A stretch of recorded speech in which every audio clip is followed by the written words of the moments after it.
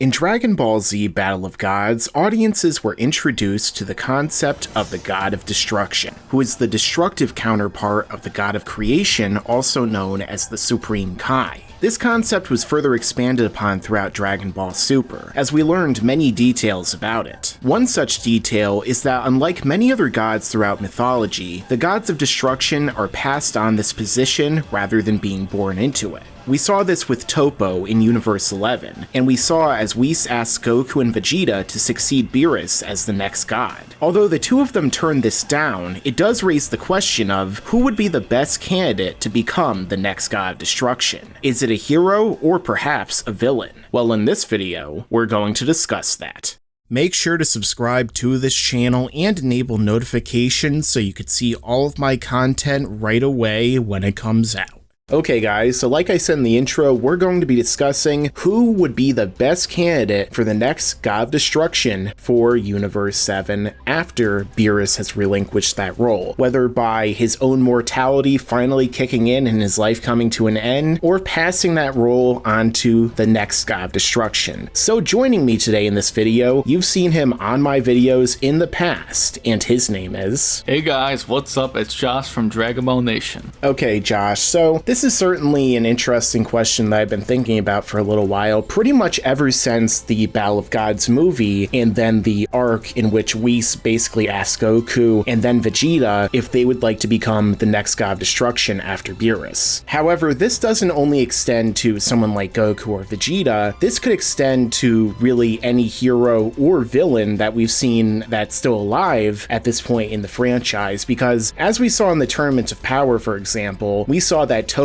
when he decided to become the next God of Destruction, pretty much set aside his justice and his own morality so that he could attain that godly power and that energy of destruction. So Josh, basically we're going to be looking at a number of different characters in this video, and let's start off with your first pick of who you think could be the next best choice to be the God of Destruction. Well, the first one, I feel like it's the best choice personally, is one that a lot of other people would probably agree with. It might sound kind of generic and probably know what's coming, but I would pick Vegeta because Vegeta, especially at this point in time in the series, his whole character, his personality, I think, you know, if he set aside a few little things, like, you know, Toppo did, obviously, although Toppo was like, it was like crazy with power almost, it seemed like, you know, he was like super aggressive because obviously they're in a fight for survival, so his kind of demeanor was a lot different. But like Vegeta, you know, we've seen him kill people, like when he killed Ginyu. I mean, yeah, Ginyu's a bad guy, but it's like, you wouldn't have seen Goku do that still, right? But, you know, Goku is Goku, but I feel like Vegeta has that potential to, you know, eliminate and destroy as long as he puts aside a couple other little things. You know, he has to backtrack to maybe his personality like the beginning of the Buu saga, even. Yeah, so he'd have to kind of see some sort of regression of his character in order to do that. Right. But I think that he would be a very good choice because of that reason. You know, he would have the, I guess, personality and the will to destroy things that I guess need to be destroyed. It just seems to fit his character out of the whole cast, in my opinion, the best. I think it fits him just the best. Yeah, I can see Vegeta becoming a God of Destruction. The only thing that I would say in terms of that is I feel like Vegeta's character, where it is, say, by the end of Dragon Ball Super, and then the end of the 10-year time skip that Super takes place during, we kind of see him being more of like a family man, more of somebody who's settled down on Earth and is kind of living a more, I guess, normal life. You know, he goes from being this prince of this warrior race to kind of just being somebody who lives with, I guess, the richest woman on the earth, with his son who decides to go on dates instead of actually training, you know. So I'm not too sure if Vegeta, because of that, would be able to, unless they either regressed his character or perhaps Vegeta does it as a part of like an agreement, so he only does it for like a short period of time before returning back to the earth. But they never really have given us rules on how long a character would actually have to stay the God of Destruction. Right, and Mike, let's not forget something I just thought of, is Sidra obviously had a hard time destroying anything, really. I mean, he didn't seem like the best God of Destruction, so, you know, Vegeta could be one of the, I guess, worse God of Destructions, I suppose. You know, somewhere along the lines of Sidra, where he really, I guess, doesn't do his job the way it's supposed to be done. I mean, we're still not even fully aware of what the right way to be a God of Destruction is, you know? I mean, there's so many different levels, you know, Beerus is his own thing, Champa's his own thing, Sidra's like, you know, doesn't destroy anything. We've seen Beerus take out plants because, like, well, episode episode 2 or 1 when they messed up his food. It was a little bit too salty. Took half the planet. Yeah, exactly. So he destroyed half the planet by tapping a table. Right. I couldn't see Vegeta doing that. I think it's interesting because when we look at the other universes, it seems like they have different kind of philosophies on their Supreme Kais as well as their gods of destruction. So like the highest ranked mortal level universes seem to have a more like involved way of actually conducting themselves. And so they actually like prune the roses, so to speak, you know, they actually make everything like perfect. Whereas like some of the other universes like Universe 7 and Universe 9, it seems like basically their whole job is like, let's just let shit happen. And then when it does, it doesn't tend to go right. But for me, my first pick that I'm going to list might be an interesting one to say the least. But I feel like in terms of certain aspects, he would probably do pretty well here. And that would have to be Majin Buu. Now for me, Majin Buu is a character that pretty much seems tailor-made for this. You know, when you look at his backstory, like at least the new version of it that Toriyama gave us through interviews, he's basically this primordial being who has existed since the beginning of the universe, and he basically wakes up from a hibernation, goes around the universe destroying things, absorbing the evil or malevolence of the world around him, and then he returns back to his sleep, and it's kind of like cycles. So really, when you think about that, and then you think about Beerus, it seems like they're very similar characters, and they serve a very similar role. Even though Buu kind of almost destroyed Beerus and pretty much took everything with him when he was on his rampage with Bibbidi, you know, he almost destroyed him by killing the Supreme Kais. The fact of the matter is that if somebody like Beerus or Whis were to control him and kind of give him a more targeted area to destroy, or maybe even just like turn into candy and eat entire planets, I'm sure he'd really enjoy doing that, then I feel like maybe he would be pretty much tailor-made for this role. What do you think about that, Josh? I think you're right, but the major problem I have with Buu is that he's so stupid. But the parallels of like his backstory and stuff, it would be very interesting to see like the Supreme Kai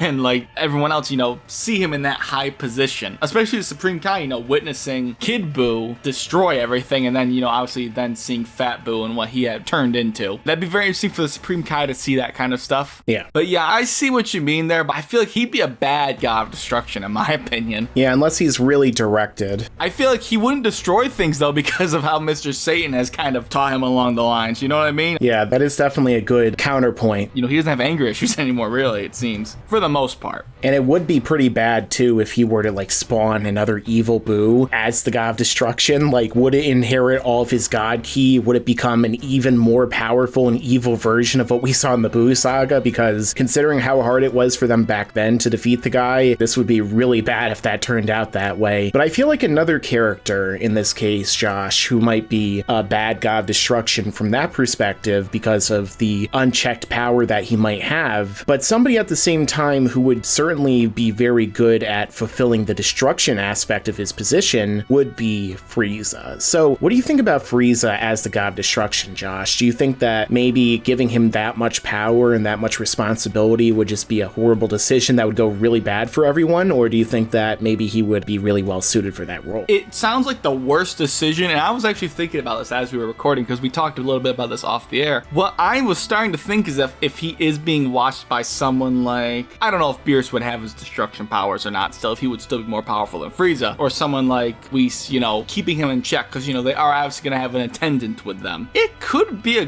good experience for Frieza, actually, in terms of figuring out what not to destroy and what to destroy, you know what I mean? Like, in terms of maybe leading him more towards a neutral side instead of being super evil. Does that make sense? It definitely would be good, the destruction part, but, you know, if he's stepping out of line, obviously it's going to be known that he is too destructive and too out of control to really be a worthy god of destruction, I would feel. Yeah, that's one of the things, too, that I agree with, because when you look at Toppo and what he did, again, Toppo was basically a good guy. He was fighting for justice. He was a kind of like a Justice League or Avengers team member, basically, and he's fighting for what is right. But yet he gives up his morality to become the god of destruction, who is more amoral, who is somebody who's more, I guess, in the center. So would Frieza in turn give up being evil to also become more amoral? Because, I mean, even though obviously Frieza is evil and it seems like he's irredeemable, at the same time, Frieza has always craved power and has craved basically the highest position in the universe. So if he's basically exactly. Given that by Beerus, would he give up being at least,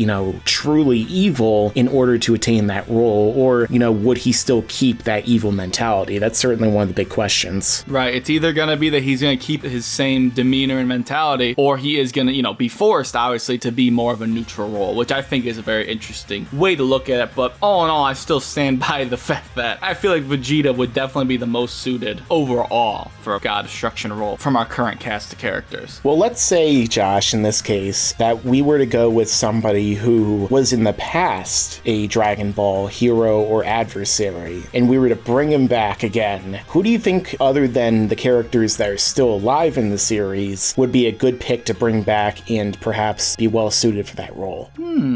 Are we talking like as what if as I want to go, like as crazy as possible? Go for it. I would pick Cell because Cell's personality, there you go. I mean, he was evil for sure. Yeah. But I feel like Cell could have fit that role as, more of a more malicious god of destruction for sure. But yeah, obviously if he's being checked on, his angels there to keep him in line, I feel like Cell really could work with his personality, honestly. I really do. Yeah, when you look at Cell, he has the attributes of Frieza, he has the attributes of Goku and of Vegeta. Right. He has pretty much everyone except for Majin Buu going for him, and really that could actually be a negative influence because he might end up being even dumber. Or in the case of Android 21, maybe he would end up being a little bit more, I guess, attractive, and he'd also be a she.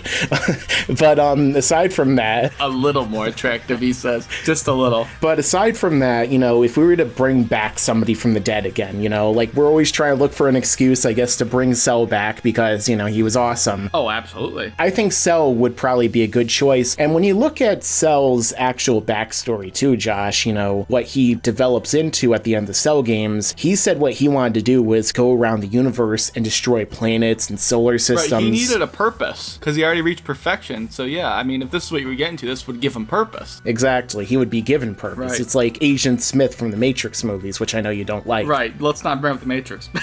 He's always looking for his purpose, so Cell in this case, if you give Cell a purpose and he gets to destroy things and he gets to still be the most powerful, I feel like maybe he would go for it. Right. He would be dominant and he'd be happy with it. But there's always the chance of people from other universes becoming a god of destruction in this universe. They hinted at it in the manga, for example. There's a chance of other characters we haven't mentioned, like Piccolo or the humans. We know I don't read the manga much anymore.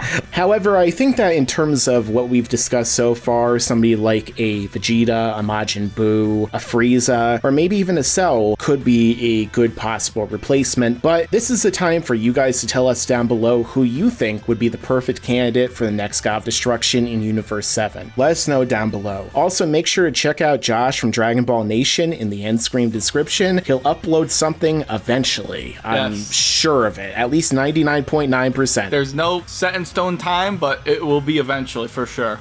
If we're counting between here and infinity, I'm sure at least one video is going to pop up. Yes. So make sure to check them out. And if you're new to this channel, then make sure to subscribe and enable notifications so that you can see all of my videos right away when they come out. And if you like this video, then make sure to stick around because there's a lot more to come in the future. Obviously, the next best God of Destruction would obviously be me with my biceps of destruction.